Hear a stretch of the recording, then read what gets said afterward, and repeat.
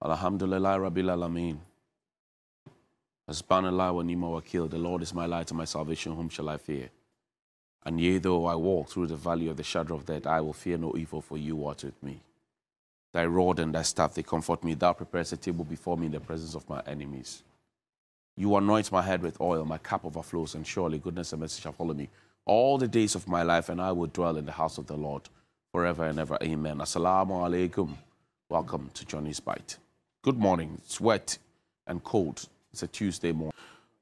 Now, yesterday we spoke about the fact that a Deputy Director General of the Ghana Education Service had been given contract extension 1, 2, and now the third time.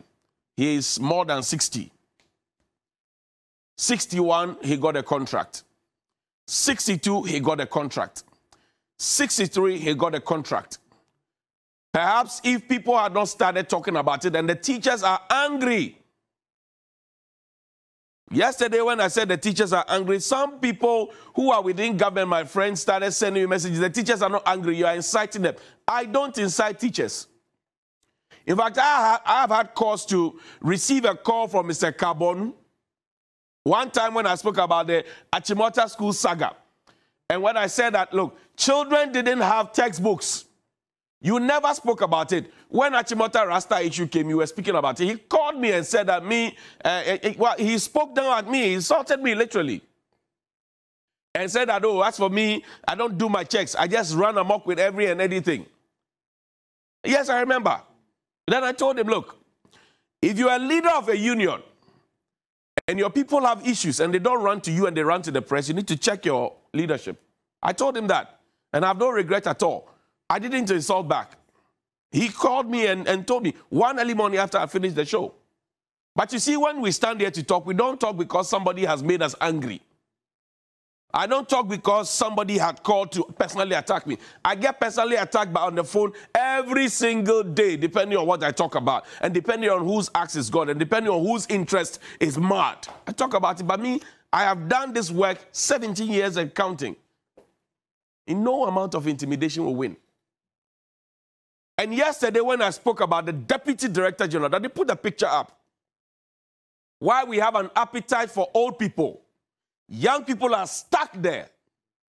Yesterday I told you how some people who are supposed to be in office as directors are marking time because people who have retired are still at post. Some who have retired, who have not been given extension, are still at post, hoping that their contracts will be extended or they will be offered contracts. Now, if you live in a country where we have an appetite for retaining people who have served and finished their service, when we are even having conversations about dropping the retirement age from 60 to 55, and you have people more than 55, more than 60, some more than 70, some more than 80, some who are older than Ghana, some more than who are 84, 85, 87, 83, who are still clamoring on and holding on to things, you know where we are going. And you have your young people roaming around.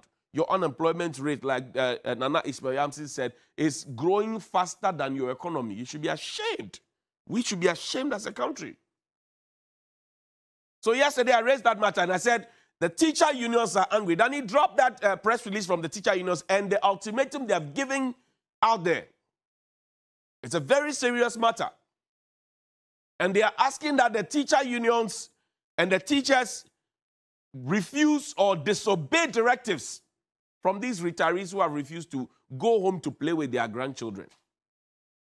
When my grandfather retired, he used to come home to play with us. Grandpa, Papa, Nana, Grandma, Nana, they play with us. By this time, our parents would have gone to work, and it's vacation. So by now, they'll pack all of us and go and drop us at our grandmother's place. Then they will be cooking for us, they will be pampering us, they will be reprimanding us, they will be teaching us songs. So most of the things I say here are things that I learned growing up. Today, the grandfathers don't want to go home and play with their grandchildren so that their children can get jobs to do. That's how greedy we have become as a people. Young graduate, you get in there. There's somebody who is now, let's say, 52, whose turn it is to become a director. Maybe for 8 years, or maybe for 5 years, or maybe for 3 years. And there are people at the top who are 60 and gone past, and they are hurriedly asking for contract extension. And it's not just within the GES, it's all over the place. Even within the security services. I tell you no lie. At some point, we have about 7 COPs of police asking for contract extension. Everybody wants to be either IGP or CDS or Chief Fire Officer or whatever it is.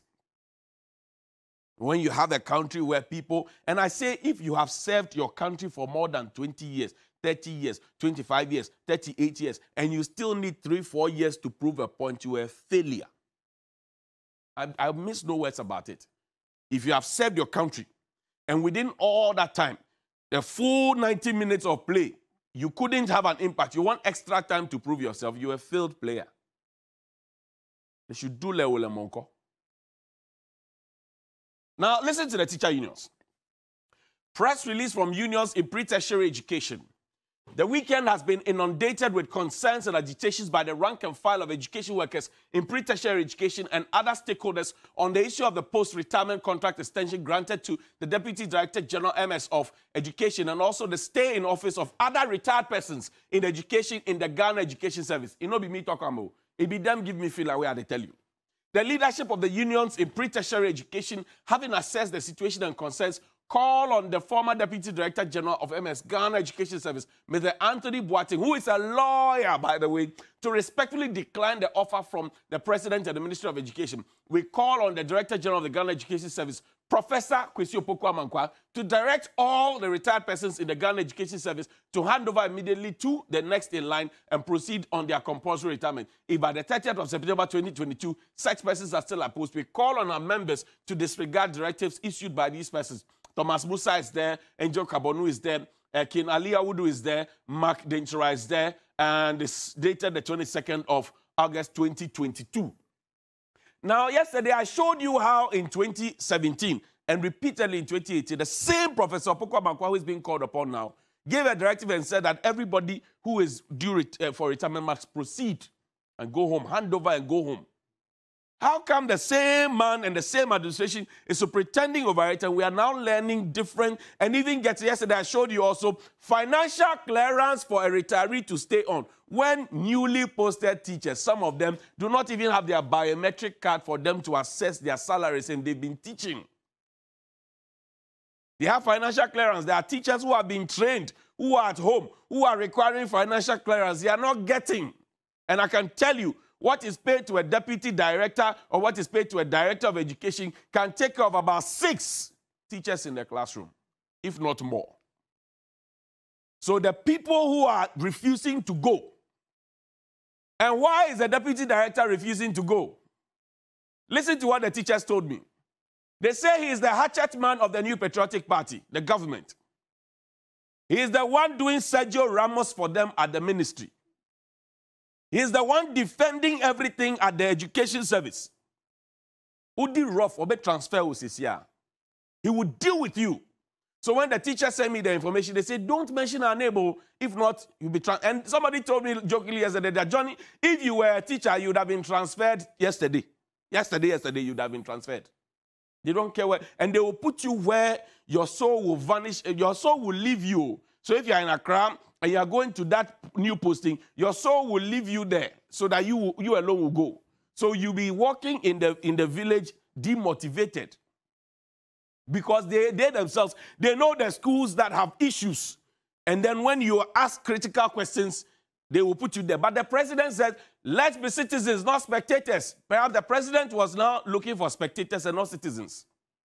Because as a citizen, we be some questions, dodo. They say, President wants us to be spectators and look to God. I look to you, my God. Come and save the economy.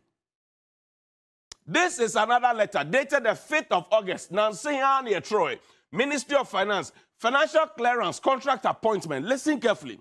It says, please refer to the 2022 budget statement and economic policy, which has been submitted and approved by Parliament for the 2022 fiscal year. 2. The Ministry of Finance wishes to inform heads of ministries, departments, and agencies and Metropolitan Ministry District Assemblies of some expenditure policy measures outlined in 2022 budget. Paragraph 324 of the 2022 budget statement and economic policy states, government has, with immediate effect, suspended the granting of approval for post-retirement contract appointments. And see, the government has, it says the government has suspended the granting of approval for post-retirement contract appointment, except in cases where the skills of the retiring officer are in short supply and unavoidably needed. Are you suggesting to me that what the deputy director can do, nobody else within the education sector can do? The teachers themselves are telling you that there are so many of them who have the same expertise. Because whatever committee that the deputy director was leading and heading to do this new initiative that the ministry is talking about, which the minister hurriedly wrote to the presidency for it to be granted that same day, the approval. Where teachers have been working for 9 months, no salary, and how the minister is not interested in that, but interested in retaining a retiree for 3 years on after retirement. It's surprising. But this is it. It says that the government has, with immediate effect, suspended the granting of approval for post-retirement contract appointment, except in cases where the skills, and that's what the rule is. But I'm asking, the teachers are asking, that is it the case that this man who's been retained by hook or crook, is it the case that the skills he had, nobody else has the skills? And even if he were the head of a committee, he had a vice chairman, he had a secretary, he had whatever template they were implementing 3 years ago, those people within the committee would have had it. That's why when people are voted out of Parliament, when they were well, Dr. Makesi Beyeba was chairman of the Finance Committee of Parliament recently. He was voted out of power. Are you suggesting to me that there's no chairman of the Finance Committee in Parliament? If that is the principle, there are people who can do this job. So where's the retention? Then he dropped me the last letter. We need to give young people a chance. That's all I'm saying. Give young people a chance, because when these same retirees were young, they gave them a chance. And that's why they think that they are qualified, they are experienced, they have the capacity and expertise to stay at post even after retirement. How do you ensure that young people are well equipped for the future when you are not giving them an opportunity in their prime? That's the question I'm asking. Now, Complementary Education Agency. It's under the Ministry of Education. 18th August. All regional directors complementary, 2-year extension of service as Executive Director of the Complementary Education Agency. This is to inform you that the President has granted Mr. Francis Sumedu a 2-year extension of service as Executive Director of the Complementary Education Agency, effective 4th July 2022 to 3rd July 2024. Regional directors are therefore requested to bring the foregoing to the notice of all staff in their respective regions and district offices, counting on the usual cooperation, Emmanuel and Team Executive Director, Deputy Support Services, and this. Now, the conversation within the teacher front is that this individual, Mr. Francis Sumedu, and I'm trying to independently verify it, that he fraudulently forged and tried to change his date of birth to be in sync. So this letter is supposed to be an endorsement of that illegality. And they have subjected, what do you call it, EC records, SNIT records, and everything. And we saw Domelovo's SNIT record, date of birth, baptismal certificate, and everything else. I'll show it to you. Danny played a very final video of the president begging us to vote for him. The teacher unions are begging. CSOs are begging. The press is begging. Chiefs are begging. Religious leaders are begging. Opinion leaders are begging.